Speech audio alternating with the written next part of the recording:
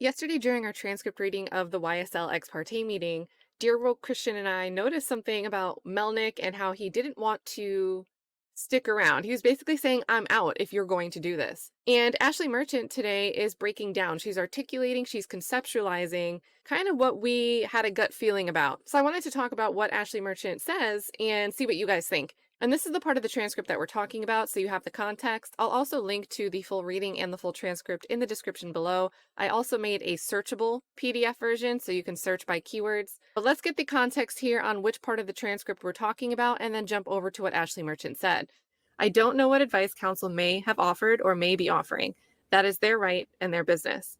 As it relates to the testifying, however, I do not believe that criminal exposure is a concern that is which interest is being spoken about and protected.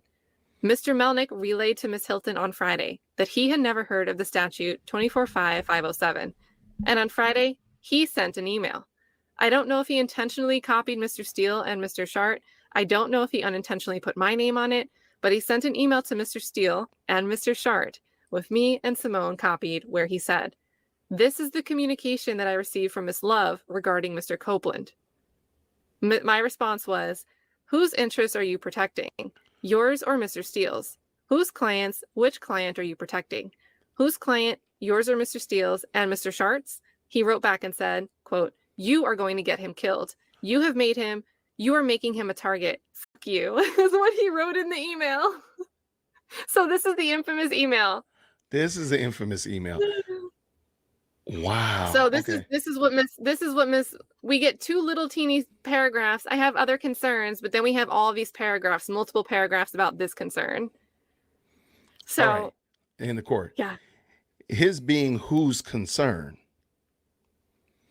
Mr. Melnick, if the interest that he is protecting is Mr. Copeland's freedom, he did not convey it by asking us what exposure does he face in testifying. In fact, if he's concerned with that testifying will get Mr. Copeland killed, and he is not communicating with us, he's communicating with counsel for defendants, it would seem that he knows a thing or something that we don't know. Additionally, I will let Ms. Bumpus tell you, he has said if Mr. Copeland testifies, he's no longer representing Mr. Copeland, which is strange because if your interest is your client, then it would seem you want to be there for him while he's testifying. Now, we got to pause there because what happened that morning on Friday the morning? She fired. This attorney, no. That was Monday. Oh, it was on Monday. Friday, I'm sorry. Yeah, right. Melnick was already aware that he was going to plead the fifth. Correct. He knew Yes. that he knows that you're not supposed to put a witness on the stand who plans to plead the fifth. And look at how Miss Love is twisting this. Do you see the games Miss Love is playing here? I see exactly what she did. Yes. So, wow. So with that, you can see I was like, well, wait a minute. I see what's going on here. And Ashleigh Merchant gives some details and really explains, breaks down, conceptualizes what exactly was happening there. So she's saying this in response to Thugger Daily linking to the full transcript. Let's read. So the fact that neither the prosecutors or the judge knew what was going on is somewhat terrifying. As soon as a criminal defense lawyer says, quote, "If my client testifies, I am withdrawing," anyone who does this work should immediately know that is a noisy withdrawal. A noisy withdrawal is when you believe your client, by testifying, will be potentially committing perjury. It is literally signaled by the words, quote, "If he testifies, I am withdrawing." But Love, apparently in her own legal world, accused the defense lawyer of not protecting his client. She said, whose interest is he, Melnick, protecting by withdrawing if he testifies, his clients or the defendants? She kept repeating that she asked for this ex parte because of her concern over whose interest Melnick was protecting by withdrawing. Love told the court that Melnick was withdrawing if Copeland testified. Immediately, the court and counsel should have known what that meant. Melnick was doing his ethical and legal duty by threatening to withdraw if Copeland testified.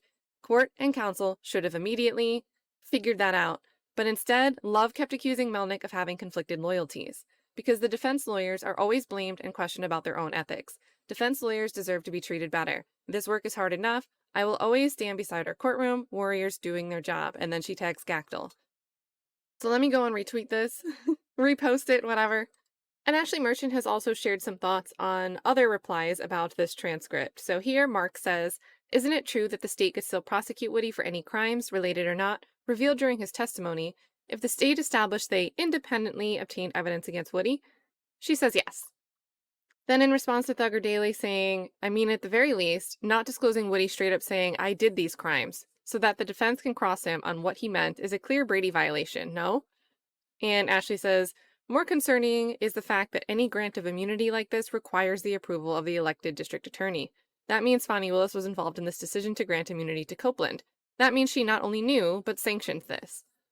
She also retweeted the post about the mandamus hearing being assigned to Belinda Edwards. And in response to Mark, a different Mark, who says here that Judge Emerson should hear it, retired chief judge from Douglas County, Ashleigh says agreed Emerson is a smart choice, but the chief judge for county is who decides which senior judges get the work, and Emerson is currently clearing out Fulton's criminal docket by nonstop trials. So Glanville technically, quote, hires Emerson. A lot of great judges to pick from. So since I wanted to talk about Ashleigh's breakdown on noisy witnesses, I figured we might as well also look at the other things she said since these transcripts came out.